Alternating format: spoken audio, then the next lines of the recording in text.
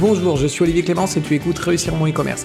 Réussir mon e-commerce, c'est un podcast qui a pour mission d'aider les nouveaux e-commerçants et ceux qui sont déjà lancés à créer une entreprise rentable et bienveillante. Parce que je suis convaincu que ce sont les entreprises, quelle que soit leur taille, qui ont le pouvoir d'améliorer le monde dans lequel nous vivons. Dans ce podcast, je te partage des conseils, des astuces, des idées et des retours d'expérience pour t'aider à développer ton entreprise de manière respectueuse et élégante. Allez, c'est parti pour un nouvel épisode. Salut, j'espère que tu vas bien. Aujourd'hui, je vais te parler de la loi de Pareto. Alors, je vais rapidement t'expliquer ce que c'est si jamais tu ne sais pas ce que c'est. Je vais te montrer aussi comment on va pouvoir l'utiliser. Je vais aussi t'expliquer comment moi je l'ai utilisé tout simplement pour sauver mon business à un moment donné. Et je vais te montrer aussi une manière très puissante de l'utiliser qui va t'enlever pas mal de problèmes. Parce que souvent, on connaît cette loi, mais on ne l'utilise pas. Alors, je t'explique rapidement ce que c'est si jamais tu ne sais pas ce qu'est la loi de Pareto. La loi de Pareto, c'est une loi... Pareto, en fait, c'est un économiste italien qui... alors, je sais plus à quelle époque. Là, je t'avouerai que j'avoue que j'ai pas regardé.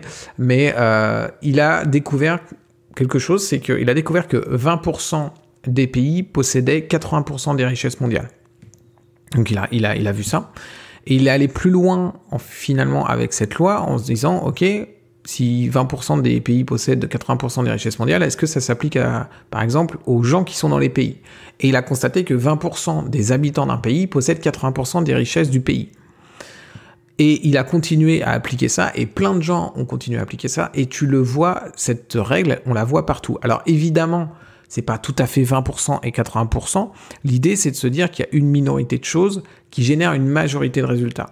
Typiquement, et ça s'applique vraiment dans tous les domaines. Peut-être que si tu ouvres ton meuble à chaussures, tu as 10 paires de chaussures et finalement, tu en mets 2 80% du temps. Et ça va être pareil pour tes robes, ça va être pareil pour tes fringues, ça va être pareil pour plein de trucs. Tu as peut-être plein de choses que tu n'utilises que absolument jamais et finalement tu n'as besoin que de 20% de tes fringues pour t'habiller 80% du temps. Tu manges peut-être 20% des aliments 80% du temps, etc. etc. Et donc cette règle, elle s'applique pour tout et elle est très utile parce que en fait, comment tu vas l'utiliser ? En fait, tu vas repérer, l'idée c'est de repérer cette loi de Pareto où elle s'applique dans ton business. Et une fois que tu l'as repéré, eh bien, tu peux agir sur les 20% en question. Ces 20%, ça peut être 20% qui génèrent 80% de choses bien ou 20% qui génèrent 80% de choses pas bien. Et du coup, qu'est-ce que tu vas faire ? Si c'est bénéfique, ces 20% donnent des résultats bénéfiques, eh bien, tu vas essayer de faire plus de ces 20%. Et si jamais ça donne des résultats négatifs, tu vas essayer de retirer ces 20% en fait. Je te donne un exemple, peut-être que 80% du SAV est généré par 20% de tes produits actuellement. Donc qu'est-ce que tu peux faire avec ça ? Une fois que tu as étudié ça et que tu sais quels sont ces fameux 20%, peut-être que tout simplement ces produits, tu les enlèves de ton catalogue. Ou peut-être que tu trouves d'autres produits parce que ces produits sont pas assez de bonne qualité. Ou alors peut-être que tu fais une FAQ spécifique pour ces produits pour que justement tes clients, eh bien, ils aient rapidement accès à la FAQ, ils n'aient pas besoin de te contacter. Peut-être que tu augmentes tout simplement le prix de ces produits parce qu'en augmentant le prix de ces produits, tu auras moins de ventes, mais tu auras plus de marge et du coup, cette marge, tu pourras faire un SAV de meilleure qualité. Donc tu vois, une fois que tu as repéré ça, tu peux agir sur ces fameux 20%.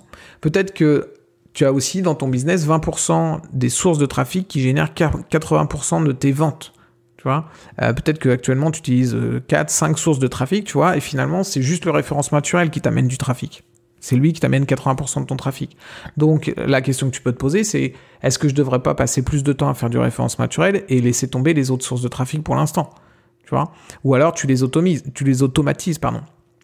Tu mets en automatique des posts sur tes réseaux sociaux, etc. Et tu t'en occupes plus. Et c'est pas important parce que ça génère pas grand-chose.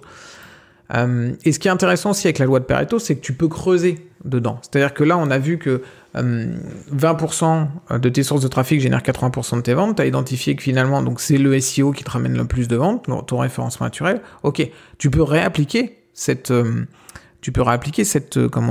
de Pareto. Tu peux, par exemple, te dire, ok, quels sont les mots-clés qui m'apportent du trafic ? Et tu vas te rendre compte peut-être que 20% des mots-clés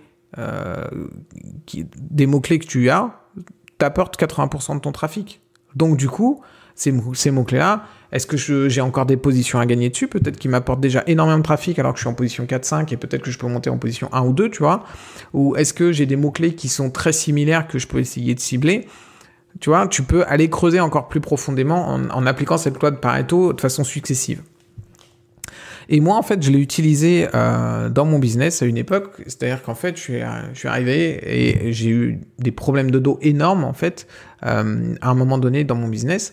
Et j'étais prestataire de service à cette époque-là. Et je ne pouvais plus travailler, en fait. Je ne pouvais plus travailler. Pendant une période, je pouvais à peine rester 1 heure devant l'ordinateur. Et après, j'ai réussi à regagner du temps. Mais clairement, je ne pouvais plus servir mes clients. Qu'est-ce que j'ai fait? J'ai pas eu le choix. C'est-à-dire qu'en fait, ce que j'ai fait, c'est que j'ai appliqué la loi de Pareto sur mes clients. J'ai supprimé 80% de mes clients et j'ai gardé les 20% des clients qui étaient les plus rémunérateurs pour mon entreprise et qui aussi me demandaient le moins de travail. Finalement, je me suis aperçu que c'était aussi eux qui me demandaient le moins de travail alors que finalement ils payaient très bien et que ça avançait très bien. J'ai pas eu le choix de le faire, je l'ai fait et ça a fonctionné. Et en fait, c'est même cette loi de Pareto, je l'ai réappliquée encore une fois sur mes clients. Une fois que j'avais plus que les 20% des clients, eh bien, j'ai refait cette loi de Pareto sur ces 20% qui restaient. J'ai regardé parmi ces 20%, quels étaient les 20% des clients qui m'apportaient le plus de chiffre d'affaires et je l'ai fait ainsi de suite jusqu'à me retrouver avec un seul client en prestation de service, ce qui m'a permis de développer à côté d'autres choses, des produits qui se vendaient sans montant, etc., etc. Donc, cette loi de Pareto, elle a clairement sauvé mon business à un moment donné parce que j'ai pas eu le choix de l'appliquer, en fait. J'ai pas eu le choix de l'appliquer parce que j'avais plus le temps, je devais servir trop de clients, mon dos me permettait plus de le faire et donc du coup je l'ai appliqué comme ça.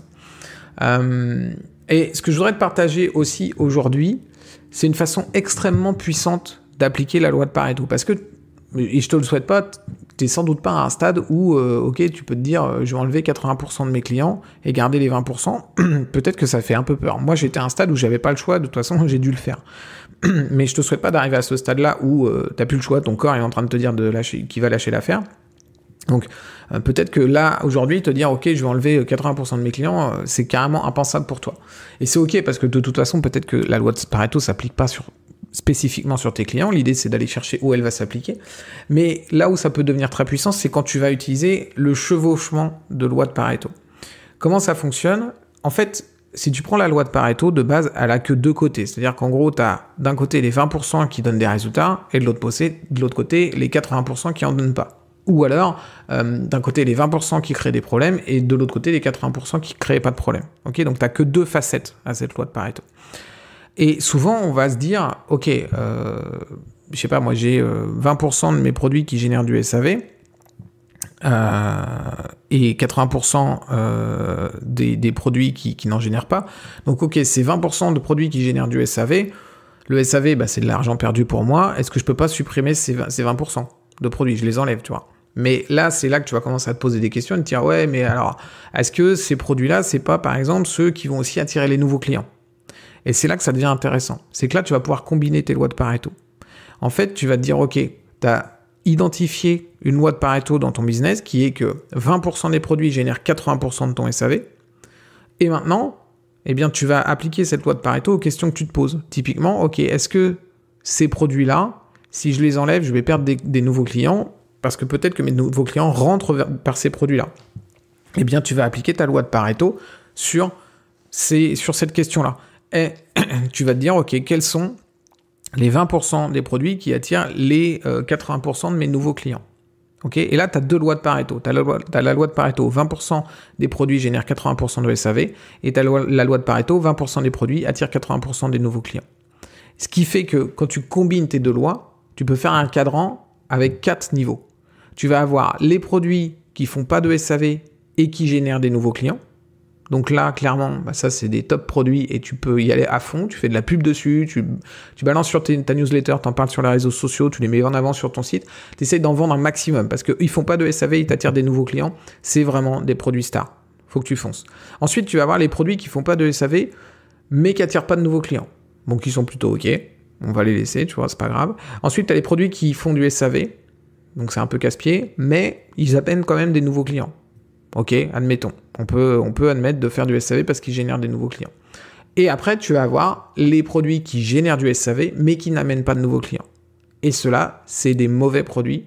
tu peux les supprimer. Tu vois, donc en combinant cette loi de Pareto, tu vas pouvoir te faire un cadran à 4 niveaux. Si tu prends que 2 lois de Pareto, tu vas faire un cadran à 4 niveaux. Et dedans, tu vas avoir des top produits et des mauvais produits. Évidemment, là, je t'ai parlé d'une loi de Pareto appliquée sur les produits. Tu peux l'appliquer sur plein d'autres choses. Donc, c'est comme ça que ta loi de Pareto, tu vas vraiment pouvoir l'utiliser, sauf si tu es dans un cas extrême dans lequel moi j'étais et j'ai pas eu à me poser de questions.